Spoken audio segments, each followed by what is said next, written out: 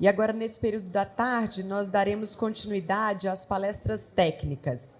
Nós convidamos agora o senhor Luiz Eduardo Rangel, que é auditor fiscal do Ministério da Agricultura, para falar sobre alternativas de fertilizantes e o Plano Nacional de Fertilizantes.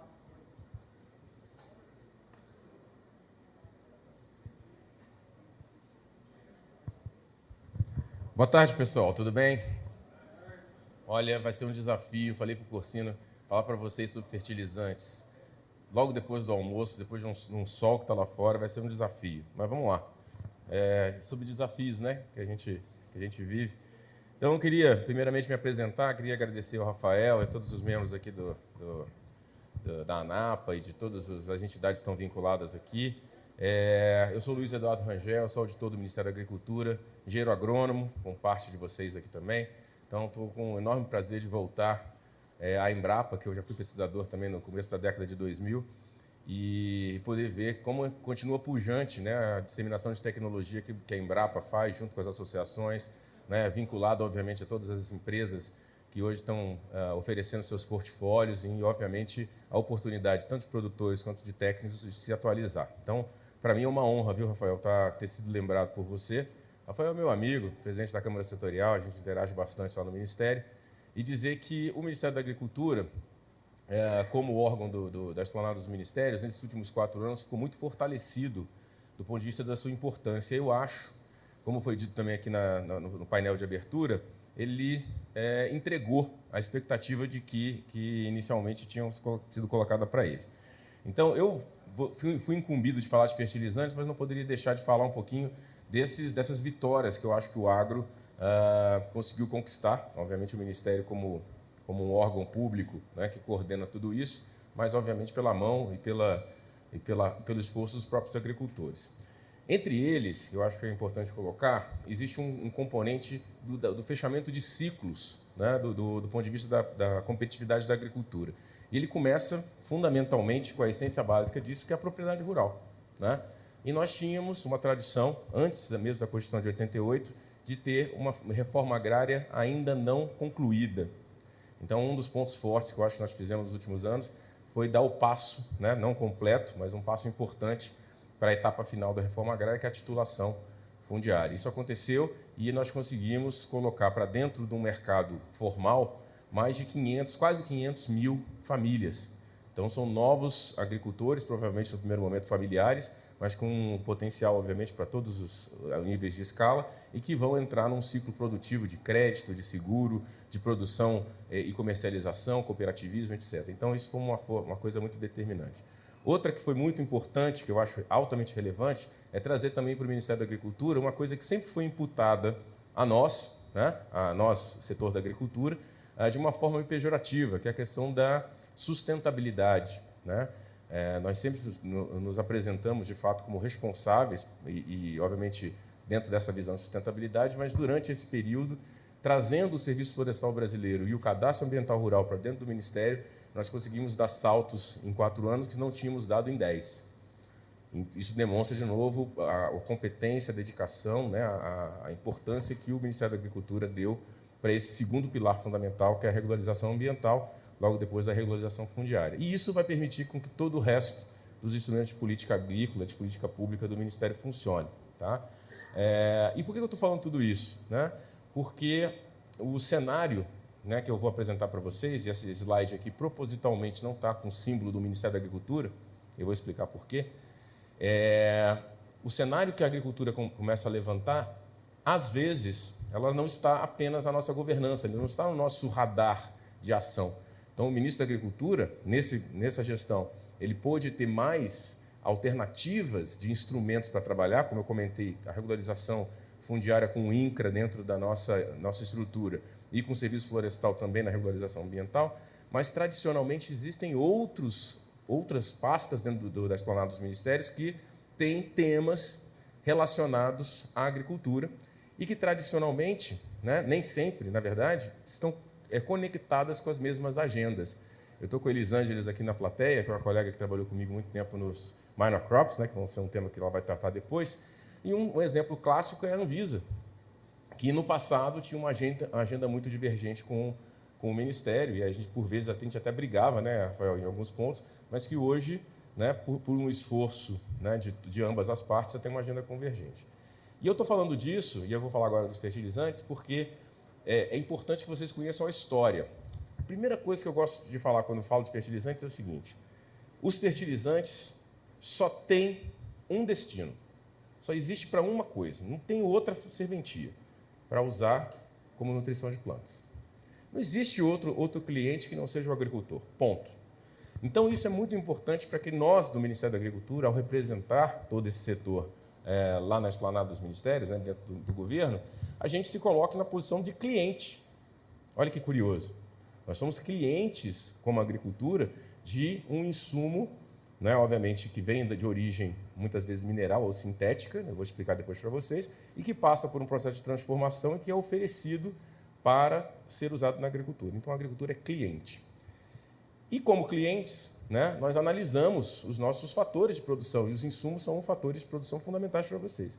E o que nós nos deparamos? Nos deparamos que, no final da década de 90, quando o Brasil começou a crescer fortemente na sua curva de produtividade, né, e isso deve a diversos fatores, nós vou citar basicamente 3, ali em 97, 98, a gente começou a sair de uma curva de crescimento da agropecuária relativamente de pouca inflexão para uma superinflexão. Isso se deve a 3 fatores. Primeiro, há uma inversão, né, da globalização, umas habilidades da globalização começaram a se despertar no mundo inteiro.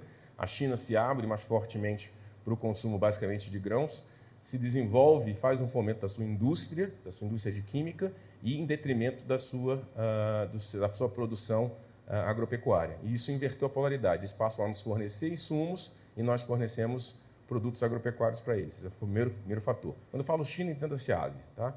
A Ásia se abrindo para o mundo com um novo mercado.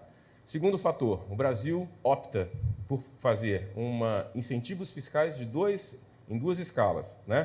Primeiro, o tal do Convênio 100. Não sei se todos vocês já conhecem, mas o Convênio 100 é um acordo entre as secretarias de Fazenda do Brasil, que reduz a base de cálculo do ICMS para os defensivos, para os fertilizantes, né? Para poder fazer com que haja um efeito multiplicador. Do ponto de vista econômico, é isso. Você reduz a alíquota do imposto no produto básico, que é o insumo, para que o agricultor monetize esse benefício na sua produção, e aí você desenvolve, a agropecuária vai ser o fator de desenvolvimento humano naquela região. Aí você pode dizer: Rangel, mas isso não é hipotético? Eu falei: não, é só você olhar de 2000 até hoje, quais são os municípios que mais tiveram índice de desenvolvimento humano crescente. São os municípios que acertaram na dose dos seus impostos, tanto municipais quanto os estados, dos seus impostos de ICMS para esses insumos. E o terceiro ponto é a Lei Candir, que isenta todo o processo de imposto para produtos exportados.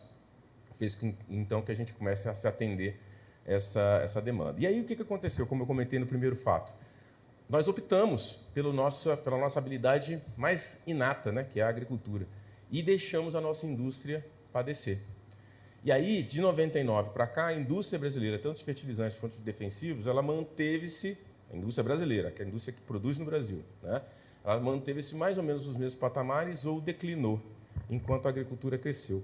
Isso significou uma dependência externa muito dramática, culminando na primeira crise pós a abertura dessa boca de jacaré do ano 2000, que foi em 2008, com primeiro pico de preço de fertilizantes. Quem tem cabelo mais branco aqui, tipo o Troncha, vai lembrar a primeira crise de fertilizantes, onde, finalmente, pela primeira vez, bateu 4 dígitos a ureia, né? A ureia e o cloreto, que são os 2 indicadores principais desse processo, saiu de $1.000, e isso assustou muito o ministro à época, que era o Reynolds Stefanes. E aí o Reynolds, então, nos chamou a Embrapa, chamou o Ministério, para bolar o primeiro plano nacional. Não, na verdade, já tinham havido 2 planos de fertilizantes em 74 e 86. E aí seria o terceiro plano nacional de fertilizantes, e não deu certo pelos motivos que eu comentei. A esplanada é tão diversa e ciumenta, né, que se não houver uma convergência de agendas, o Ministério do Meio Ambiente não conversa com o Ministério do Meio Ambiente não conversa com o Ministério das Minas e Energia, que não conversa com o Ministério da Agricultura, que é o cliente, que não conversa com o Ministério da Economia ou Fazenda, e não há esse arranjo para que a gente possa ter um plano setorial de desenvolvimento. Felizmente, né, com a crise que depois aconteceu novamente agora, e a gente vai falar um pouco sobre ela, nós tínhamos um ambiente muito mais propício de coordenação e conseguimos, então, lançar, em 11 de março desse ano, o terceiro Plano Nacional de Fertilizantes, que é o tema que eu vou falar agora. E, de novo, por que não é um slide com a capa do Ministério da Agricultura? Porque esse assunto foi absorvido de maneira inteligente, eu acho isso bom, né, pela Secretaria de Assuntos Estratégicos da Presidência da República. Ou seja, o tema de fertilizantes ele é um tema que hoje está sendo coordenado pelo almirante Flávio Rocha, que é o assessor direto do presidente da República. Então, entendam que o assunto da agropecuária foi tão colocado em tão alto nível, e tanto o prestígio da Tereza quanto o prestígio do Marcos Montes elevou o tema da agricultura e os temas que envolvem a agricultura ao gabinete da presidência. Nós temos trânsito livre lá na presidência para falar com qualquer um dos secretários, qualquer um dos assessores do presidente sobre o tema agricultura e, fundamentalmente, sobre o tema fertilizantes. Então, só a minha introdução foi longa, mas acho que vocês vão gostar do que eu tenho para dizer. Então, o plano foi elaborado, né? Começou-se a se elaborar esse plano, isso é muito interessante, a partir do momento em que, nesse governo, quando nós conseguimos oferecer ao presidente da República, e veja bem, em março de 2019, eu sentado lá no Ministério da Agricultura, veio uma carta do presidente para o Ministério da Agricultura perguntando por que a gente não explora a região de Altazes, na Amazônia, como uma fonte de cloreto de potássio. Primeira pergunta em 2019. Aí eu respondo, e do ponto de vista de viabilidade geológica e de prospecção, a coisa estava ok, mas existiam custos intangíveis, vinculados provavelmente a imagens, questões ambientais, que poderiam ser limitantes para que a gente avançasse nisso.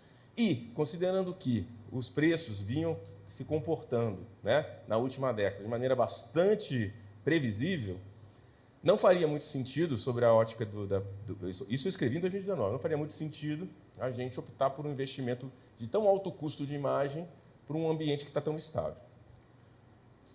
Escrevi, assinei a nota e mandei de volta para o presidente. E depois fiquei pensando, aquilo ficou me encucando. E fui analisar, junto com a Câmara Setorial de Insumos Agropecuários, cenários que tinham sido desenvolvidos nos últimos anos. Aí descobri dois, que foram capitaneados por agricultores, como boa parte dos senhores.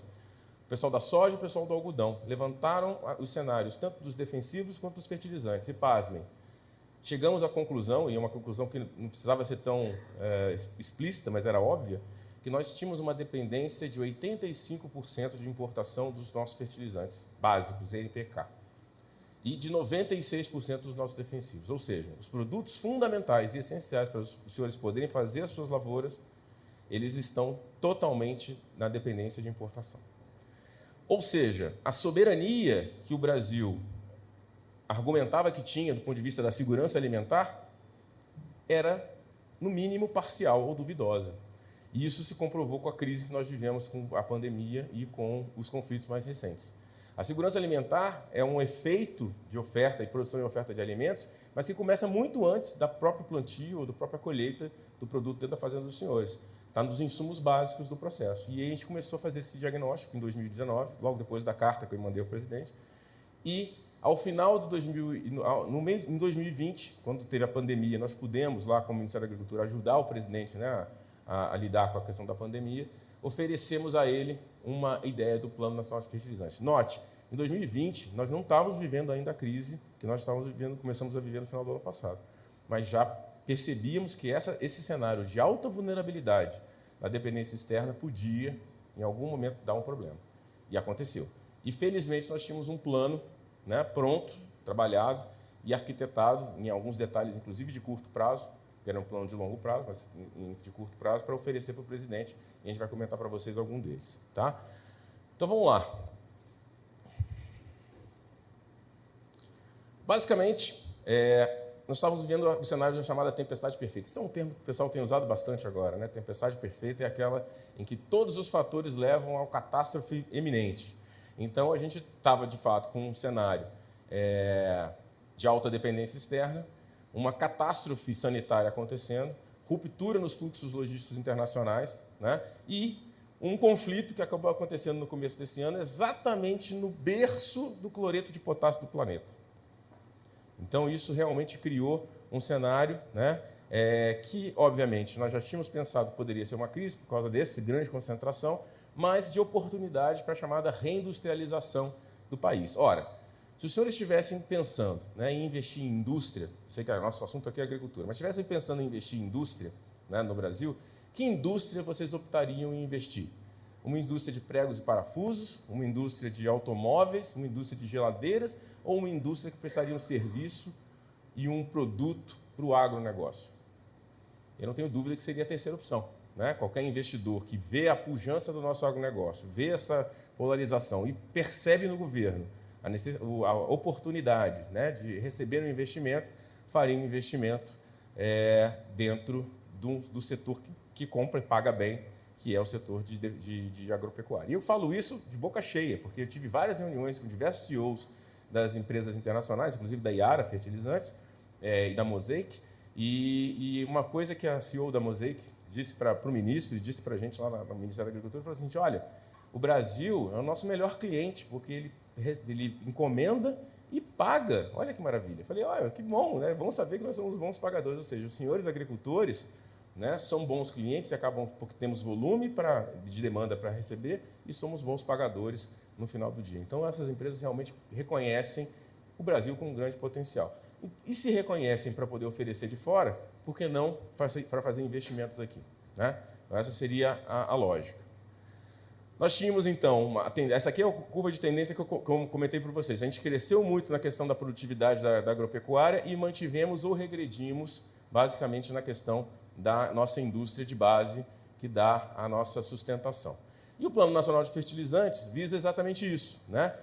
Criar, não necessariamente a Adubobras. Não, veja bem, não necessariamente não. O presidente disse claramente no lançamento do plano que nós não criaríamos a Adubobras, porque isso é um conceito absolutamente da década de 70. Provavelmente, né, nos dois primeiros planos fertilizantes, em 76, 74 e 86, essa iniciativa de uma empresa pública para poder conduzir essas primeiras abordagens de fertilizantes deveria ter passado pela cabeça dos gestores. Hoje não existe mais ambiente para isso.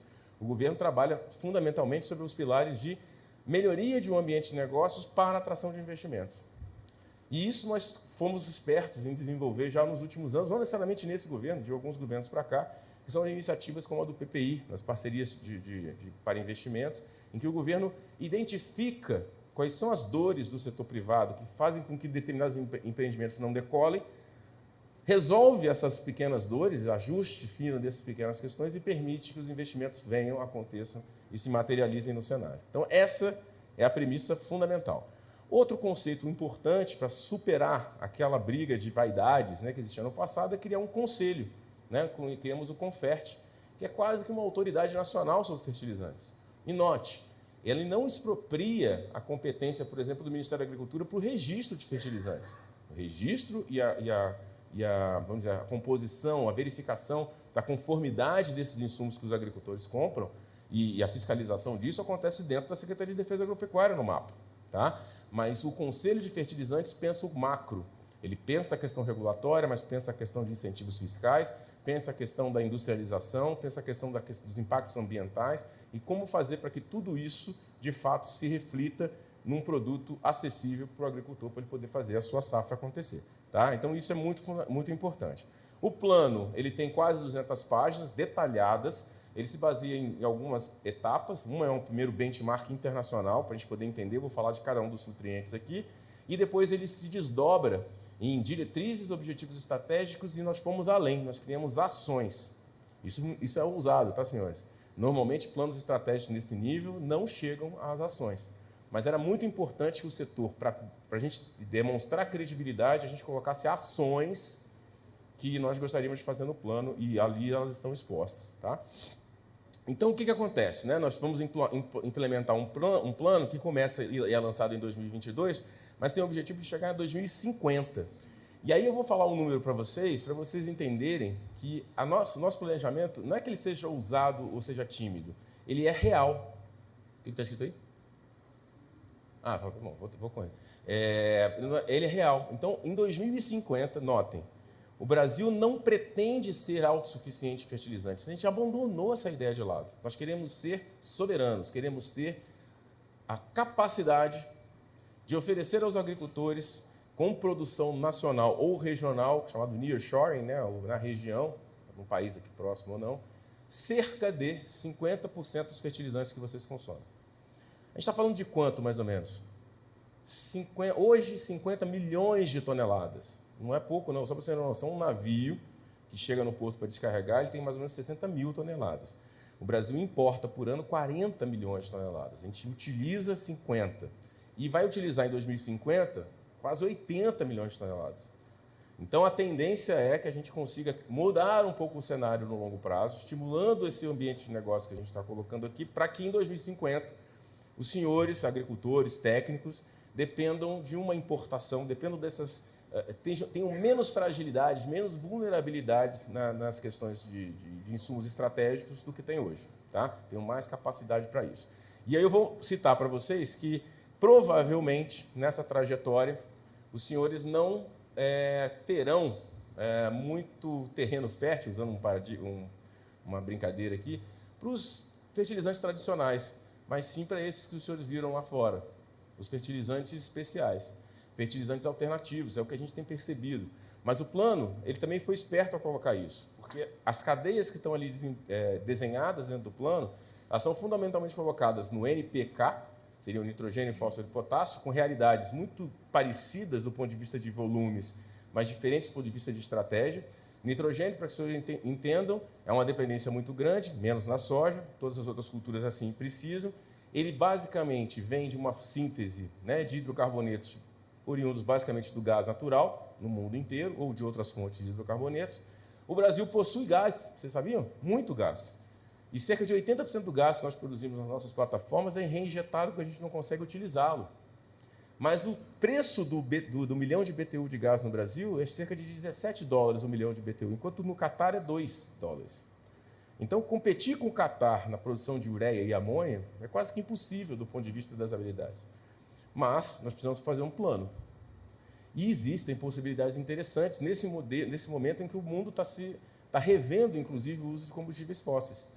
Então, a amônia verde, que provavelmente vai ser o próximo salto, e a questão do uso de biomassa para a produção desse tipo de produto, né, desse tipo de nitrogênio, provavelmente vai ser a opção que deverá vir para solucionar parte, não todo, dessa demanda de nitrogênio. Vamos continuar tendo que importar em 2050 boa parte da nossa ureia, mas teremos matrizes alternativas e isso o plano prevê. Potássio e fósforo, mineração. As nossas fontes de fósforo no Brasil, não sei se os senhores sabem, são teores de P2O5 muito menores do que no Marrocos. O Marrocos está numa situação privilegiada. É quase que o Oriente Médio do fósforo no mundo. Né? Você tropeça em rocha fosfática lá quando você vai passear. Então, é muito fácil para eles oferecerem o fósforo mais rico e mais barato do mundo. Então, é difícil que Araxá, né, enfim, as diversas minas de fósforo que nós temos no Brasil consiga, ou Santa Quitéria, lá no Ceará, consiga, em algum momento, competir com o Marrocos. Mas é possível, por exemplo, né, e eu conversei com alguns colegas lá fora, a próxima etapa seria aproveitar rochas de outras origens, que têm teores de nutrientes um pouco menores, mas com as biotecnologias, com os bioinsumos, elas conseguem atingir níveis de solubilidade mais interessantes. Então, esse talvez seja o papel do plano para o Brasil. Não apostar no mais do mesmo, mas na inovação. E não só, e aí eu queria fazer um paralelo, eu acho que a Capela foi muito feliz quando colocou as coisas hoje de manhã, mas eu acho que um ponto fundamental que a gente entenda também desse mercado é o seguinte, nós não temos que fazer a produção a qualquer preço, nós temos que ser competitivos para isso. Né? Então, no momento em que nós conseguimos desenvolver um ambiente para nos tornarmos competitivos, aí os colegas lá de fora eu até estimulei, por que não desenvolver formulações especiais de produtos de fertilizantes especiais e exportar para o Peru, por exemplo, que é um grande dependente desse tipo de formulação para frutas e hortaliças, apesar da gente quer concorrer com eles em frutas e hortaliças, mas podemos ser fornecedores de fertilizantes nesse modelo nearshore. Então, são oportunidades que acontecem. E, como eu comentei no começo da minha fala, Altazes, lá no Amazonas, é uma oportunidade interessante. Se começar a ser explorados veios de potássio já mapeados e que não estão em terras indígenas, né, se as licenças ambientais forem autorizadas, em aproximadamente 5 anos, a gente consegue oferecer para o Brasil, saindo do nosso solo, cerca de 1/3 do potássio necessário para fazer a agricultura. Então, é realmente relevante, né, a possibilidade e as oportunidades que existem aí já mapeadas no Brasil. Tá? Então, a gente tem que trabalhar sobre isso. Então, como eu comentei, a questão da governança, a ideia é promover essas vantagens competitivas, né, e, basicamente, adaptar, e aí o Arley está aqui e é representante de uma empresa absolutamente fantástica, que é a Embrapa, que tem uma responsabilidade grande na tropicalização de boa parte das espécies que nós hoje utilizamos. A tendência também vai ser dar esse próximo passo no uso de fertilizantes que foram desenvolvidos sistematicamente ao longo dos séculos, dos últimos 2 séculos, para serem usados na agricultura temperada. Então, as fórmulas que normalmente nós usamos nem sempre têm a mesma performance aqui no Brasil, e é por isso que talvez o plano, talvez não, eu tenho certeza que o plano tem que apostar, nossos cientistas têm que apostar em formulações especializadas, em fórmulas, né, vamos dizer assim, origens diferenciadas, como foi comentado lá fora também, a questão sair do cloreto de potássio, partir para um sulfato de potássio, com outras fontes, experimentar outras alternativas. E falando com o Rafael aqui mais cedo, eu também acho que, principalmente para o setor de hortaliças, em que as chamadas relações de troca, que é aquele argumento que se usa, né? Como é que está o preço do insumo versus o preço do meu produto, está bem materializado, são os grãos. Para hortaliças, né, em geral, e frutas em geral, essas relações ainda não estão bem sistematizadas. Letícia aqui da CNA também me ajuda a pensar um pouco sobre isso. E como não estão, talvez elas precisem, esse ambiente precisa trabalhar uma pegada dos chamados circuitos curtos. E olha que interessante, senhores, vou dar um exemplo real. A ciência, nós no Brasil temos uma grande produção de grãos e, por consequência, desenvolvemos também uma grande produção de aves, suínos e bovinos, em função disso. E existe uma externalidade nisso, essa parte boa, tá? Produzir grãos, produzir suínos e tal. E tem uma externalidade negativa que é dejeto. Isso é um problema gravíssimo para o meio ambiente, mas que aos poucos vem sendo explorado para ser desenvolvido. Então, investimentos que nós temos feito aos últimos anos, né, com o plano ABC do Ministério, para poder criar biodigestores, geração de energia, geração de gás, muito interessante. Mas existe uma saída nesse plano aqui que talvez seja mais interessante do que tudo isso, o chamado organominerais. E aí, para o setor de hortaliças, isso é muito importante, viu, Arley? Que a gente comece a pensar, eu sei que vocês já estão pensando, mas eu estou aqui na minha função de estimular, que os produtores comecem a não só olhar para a dose de NPK que está sendo colocada, os pontos de fósforo que tem que ser colocados por hectare para poder ter a sua produção, mas o que ele carrega em termos de pegada de carbono e o que você pode também devolver isso em termos de rastreabilidade e marca, como diz o Capella, para o seu produto. E eu não tenho dúvida, tá? Dificilmente um produtor de soja poderia aderir fortemente aos organominerais, mas os de HF, e a gente está falando aqui de dois pilares do HF, que é alho e cebola, e eu poderia somar café, poderia somar algumas plantas perenes como citros, eles podem trazer esses organominerais que são basicamente NPK ou outros fertilizantes especiais somados desses resíduos processados e tratados. Tá? Pasmem, senhores, lá no Paraná, só 15% desses resíduos de cama de frango são utilizados por organominerais. Ou seja, existe um volume de nutrientes que está sendo absolutamente jogado fora e que poderia estar sendo absorvido principalmente para essa questão só no Paraná. E isso pode estimular uma indústria de ciclo curto muito interessante, porque eu tenho hoje indústrias de frango em todo o Brasil. Aqui em Brasília nós temos, então provavelmente essa cama de frango pode ser utilizada, por exemplo, para o porcino, né, dentro desse processo, desde que existe uma misturadora interessada em fazer tudo isso. Né? Então, esse caminho que eu começo a perceber que é fundamental. E as bases para isso estão aqui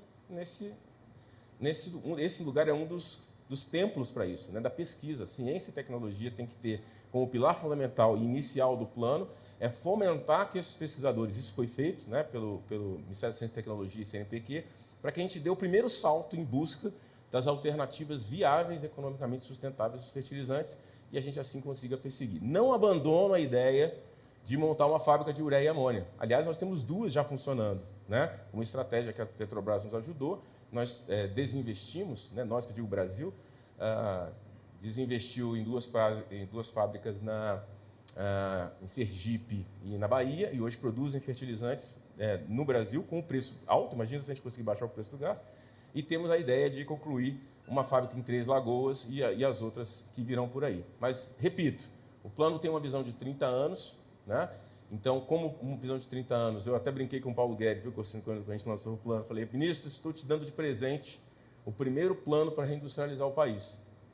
Aí ele riu, né, falou assim, é abusado, hein, rapaz? Eu falei, não é. Se o senhor não fez até agora, eu estou entregando para o senhor de presente.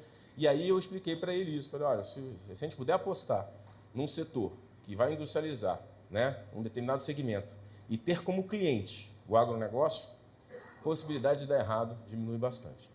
Eu tinha muito mais coisa para falar, mas o meu tempo acabou. Então eu queria simplesmente deixar vocês muito à vontade, porque eu estou absolutamente satisfeito. Eu tenho feito essa palestra no Brasil inteiro, para os públicos mais diversos possíveis, empresários, procuradores da República. Fiz isso junto com o ministro Marcos Montes fora do país, fiz uma série de apresentações, mas eu acho que o público certo para a gente falar sobre isso, Rafael e Warley, é esse aqui. Porque aqui nós temos, além de pesquisadores, nós temos produtores rurais, que é o cliente final, é quem está usando esse produto, que sabe no bolso quanto custa o momento atual do ponto de fósforo. E, senhores produtores, lamento informar, isso não vai voltar aos preços de outrora tão cedo. Tá? E o plano também tem que ver um pouco dessa sustentabilidade financeira. Nós queremos, provavelmente, e aí isso é uma questão de causa e efeito, nós temos que estudar muito bem isso. Muitas pessoas gostam de atribuir a alta do preço dos insumos à consequente inflação nos alimentos, né? Como se isso fosse uma relação de causa e efeito da base para o topo. Economicamente isso não funciona direito. Quem dá o preço do produto é o mercado. Os senhores sabem bem disso, porque os senhores não vivem de bolsa. Os senhores vivem de um mercado diferente na questão das hortaliças. Então, quem dá o preço é o mercado. Então, o que acontece, na verdade, é que o agricultor é que perde na sua margem quando o fertilizante chega no ponto que está. E aí é o papel que o mapa tem que entrar. Nós temos que achar ferramentas e instrumentos, inclusive financeiros, e esse é o pulo do gato do plano. Eu achava no começo que eu precisava investir em fábrica, que eu tinha que criar um regime especial de tributação que isentasse as grandes usinas de trazer um monte de coisa, imposto dos empresários, para poder fazer com que a gente botasse uma torre de destilação lá na Reduc, no Rio de Janeiro. E eu descobri que a gente precisa, na verdade, de uma estratégia e um modelo de negócios novo. A gente precisa que as cooperativas, os agricultores se organizem e que eles antecipem ou não compras, mas que eles, por exemplo, consigam fazer o que a gente está chamando de produção offshore, que é uma revolução nesse ambiente global. Eu aceito que as habilidades internacionais existem, mas eu as exploro. E o rei do Marrocos ensinou para mim, para o ministro Marcos Montes, o que é isso. Eles disseram, ministro, a nossa relação entre Marrocos e Brasil é de amizade. Montem uma fábrica brasileira no Marrocos. Explorem vocês o fósforo marroquino. Tá? Então, essa é uma oportunidade que nós precisamos colocar. Né? E nós temos hoje empresários que cresceram e conseguem fazer isso acontecer, não necessariamente em terras brasileiras, mas uma empresa brasileira fazendo exploração chamada offshore. Isso pode acontecer no Canadá, isso pode acontecer no Marrocos, isso pode acontecer, quem sabe, né, com defensivos em outros momentos. Então, fica a mensagem de novo que o Ministério está muito feliz de ter podido ser ouvido, né? Porque a gente sempre ouve, né, Rafael, quando pode, a gente captura as necessidades do setor, mas nem sempre a gente consegue realizar, transformar essas demandas em projetos, em planos, como a gente conseguiu dessa vez. Então, eu gostaria que os senhores conhecessem mais. A página do Ministério da Agricultura contém esse plano, seus detalhes, seus objetivos.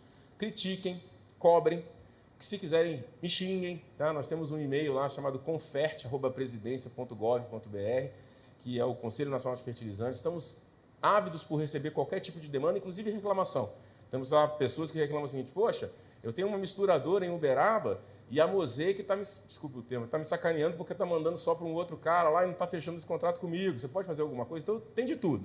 Tem gente que está propondo fazer fertilizante de algas, de macroalgas, que é bem interessante, mas precisa só de 450 milhões de metros quadrados para poder fazer, mas tudo bem, né? Nós temos 8 mil quilômetros de costa.